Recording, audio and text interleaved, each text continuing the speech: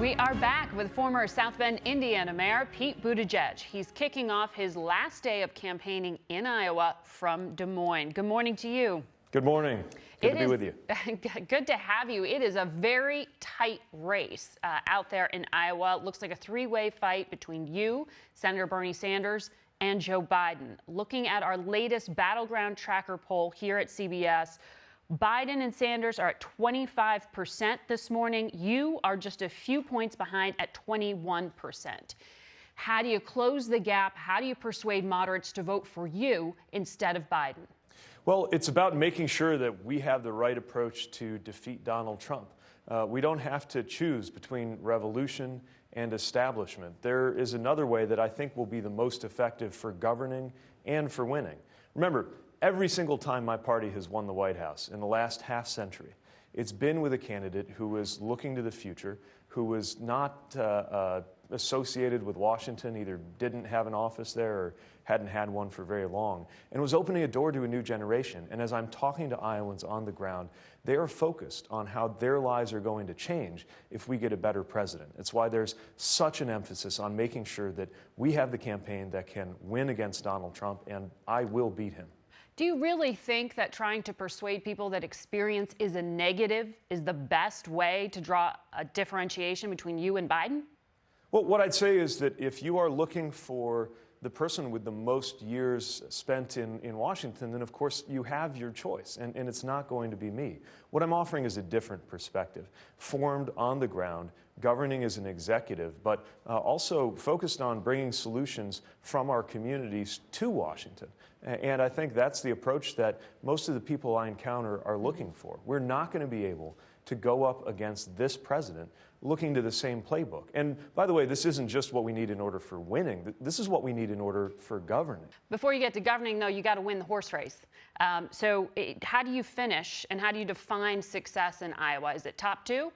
I'll leave that to the pundits, but what I will say is it is, of course, very important for us to do well in Iowa. You know, the process of actually proving that we can earn support, that we have the right kind of campaign organization, that we can turn folks out with enthusiasm. That starts right here tomorrow night, and we're very aware of that. And that's why I'm not only going out there delivering this message to as many Iowans as I can get in front of, but we've also built a ground organization that I'm very proud of, that both in their approach and the way that they are dealing with people and in that message, I think is earning us support every day, and are going to build that, turn out that precinct organization that'll help us succeed tomorrow. You said it's important to do well. Your advisors told reporters yesterday out there in Iowa that doesn't necessarily mean you need to win in order to show you're viable for Super Tuesday.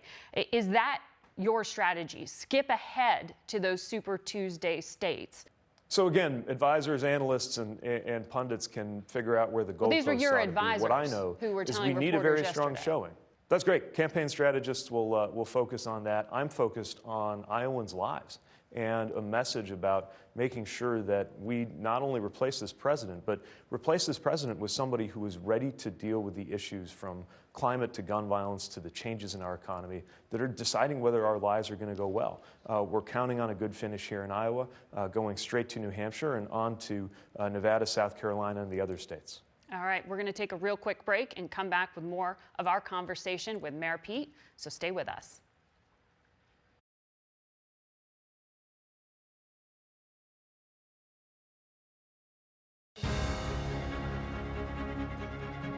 Welcome back to Face the Nation. We'll continue our conversation now with 2020 hopeful and former South Bend, Indiana Mayor Pete Buttigieg.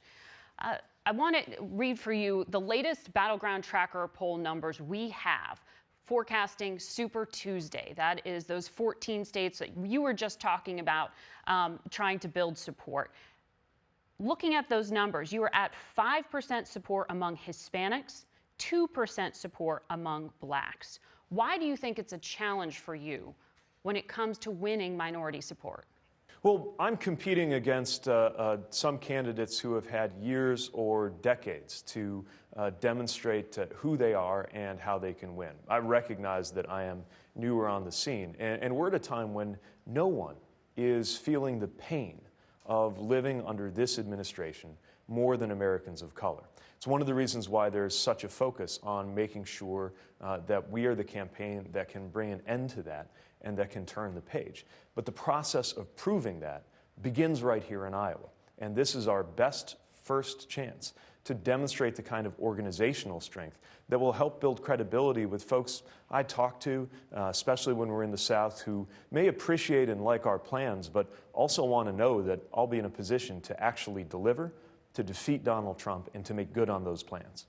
How do you stay competitive in those Super Tuesday states when you already have Mike Bloomberg on the ground and spending tremendously to build support? How do you stay competitive?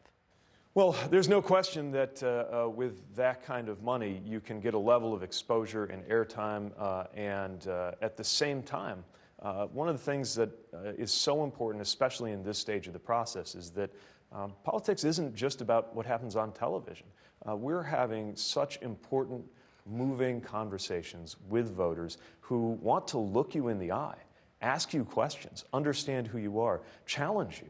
And I think that's the process that is ahead of us. It's one thing to arrive in the polls, arrive on the air, arrive on the scene.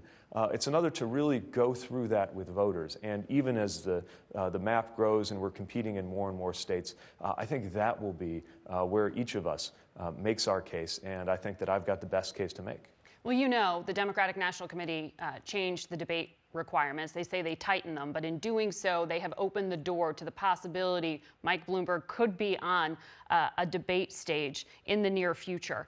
Senator Elizabeth Warren has taken issue with this change, and she's pointed out that the DNC refused to change the rules earlier, quote, to ensure good, diverse candidates could remain on the debate stage. She's referring to Cory Booker and Kamala Harris.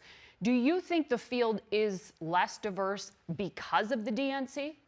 Well, I share the concern about diversity, and I don't envy the DNC's job of setting rules that campaigns like mine then have to compete under. But what I know is that we're going to take those rules as they come. I'm confident of qualifying, and I think anybody who has a realistic shot at the presidency should have to stand next to their competitors, defend and make their case.